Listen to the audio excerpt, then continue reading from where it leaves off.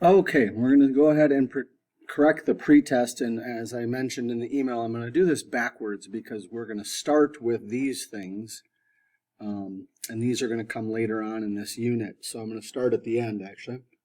When we talk about verbs and having tenses, as you already know, the verb can change depending on whether it's singular or plural. It also can change depending on what tense it is, and there's 5 different tenses you're going to be learning about: present, past, future, and then what's called a past participle and a present participle. Okay? So for example, jump, if we want to talk about something in the past, you'll often hear me say, today I jump. Yesterday, for the past, I jumped. Okay? Now, the second one asks for a future tense, or actually your first one. And the future tense of complete is today I complete it, tomorrow I will complete. And please excuse that it's going to capitalize my letters for me, even though I don't want it to. Now, when we talk about participles,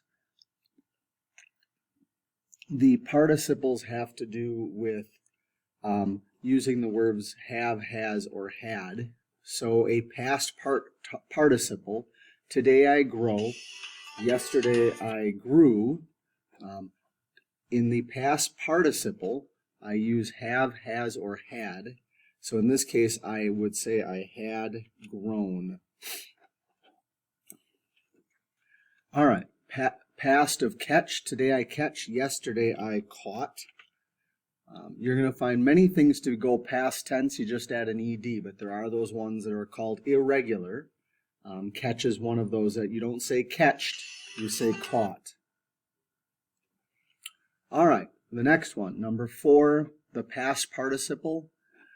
Today I do, yesterday I did. If you say I have, has, or had, and you would say I have done. And I actually should go up to this one and add the word have as well.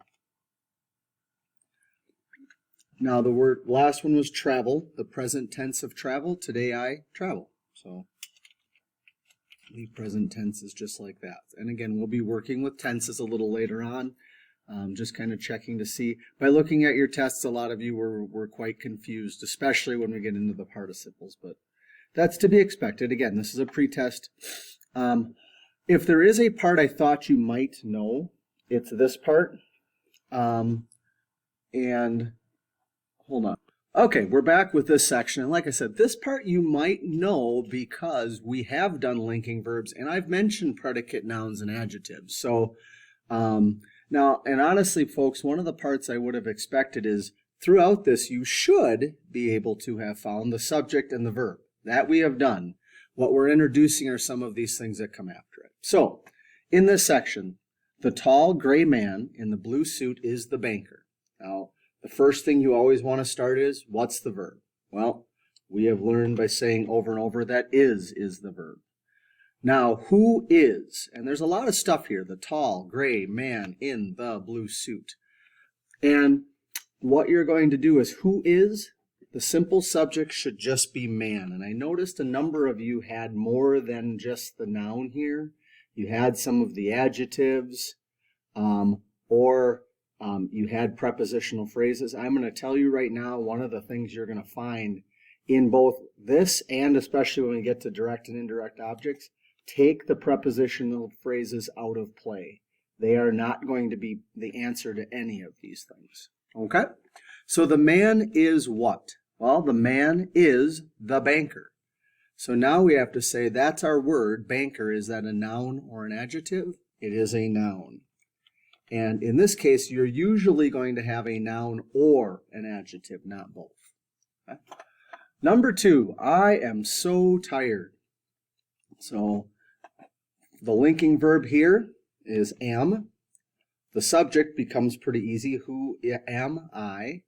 And now we have so and tired. Well, so is an adverb. So tired is describing I, and that is an adjective. So that would be what we call a predicate adjective.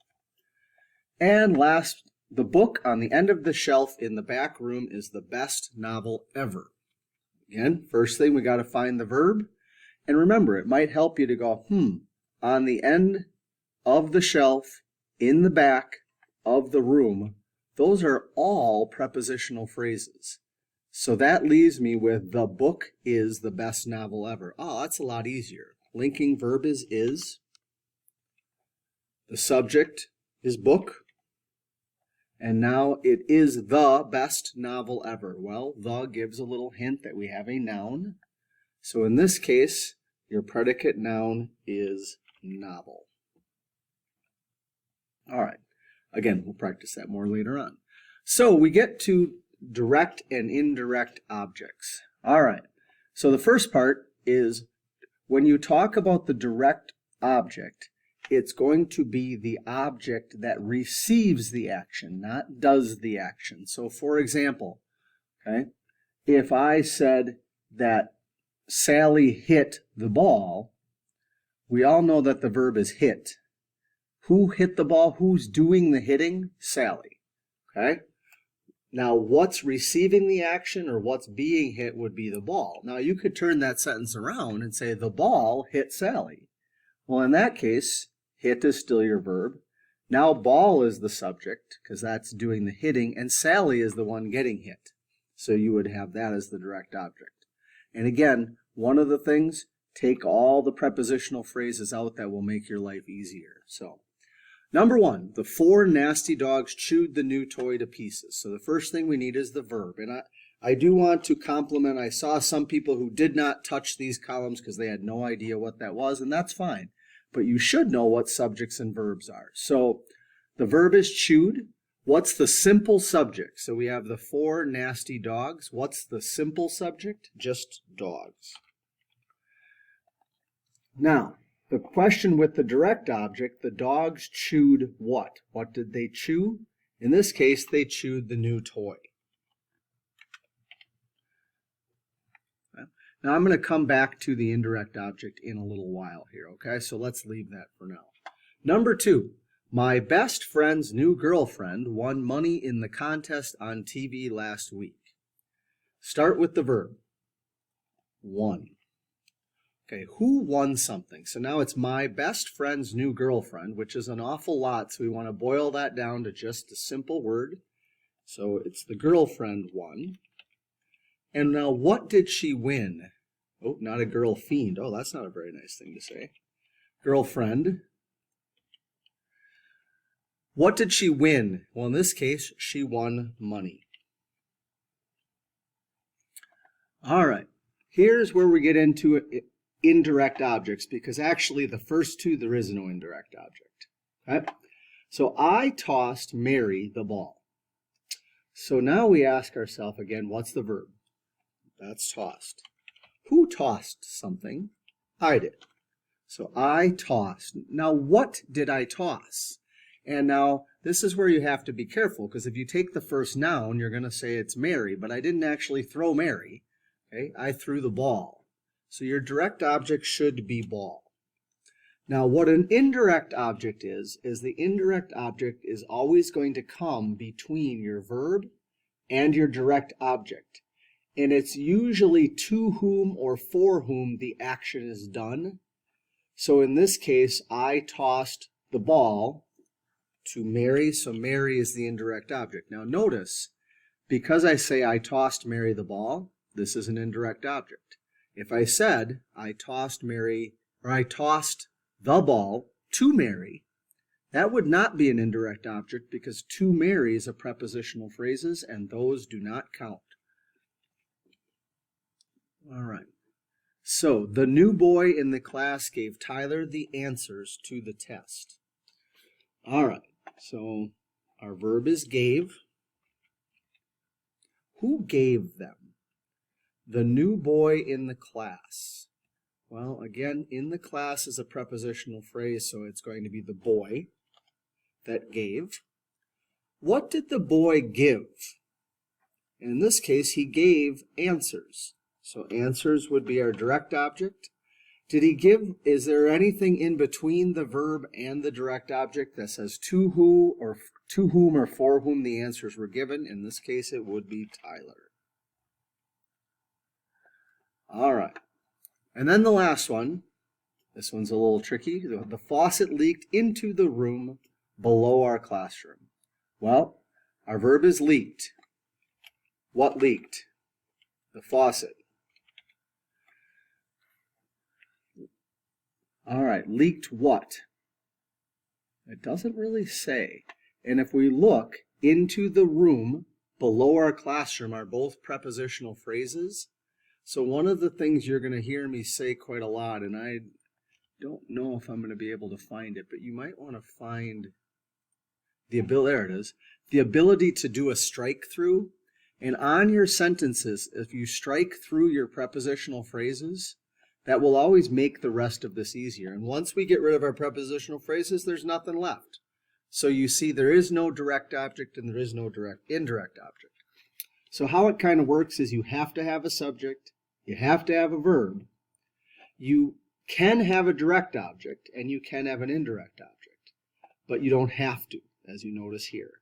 And also, you will notice that you have to have a direct object in order to have an indirect. You will never have this one. You'll never have an indirect without a direct. All right, so for today, you're going to get a practice sheet. And I'm going to open that up here for you. So this is the practice sheet. Let me just drag it over to this side. All right, so this is what it's going to look like, and it's going to ask you to use, it's in Word, and so you're going to bold the subject, underline the verb, highlight the direct object. So how that would look is, okay, Yellowstone covers more than 2 million acres of land. Well, right off the bat, I'm going to get rid of my prepositional phrases. So of land is a prepositional phrase. I get rid of that.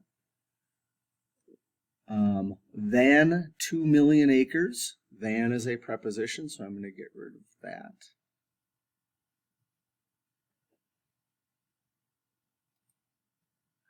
And I'm left with Yellowstone covers more. Well, my verb is covers, so I can highlight and underline that.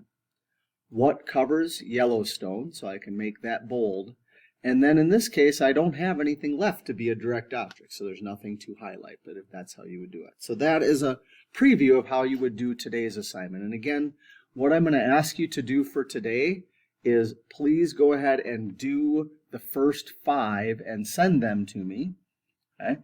I will then let you know if you're on the right track and you should continue, or if we should try to fix a couple things before we do the rest of them. Okay? All right.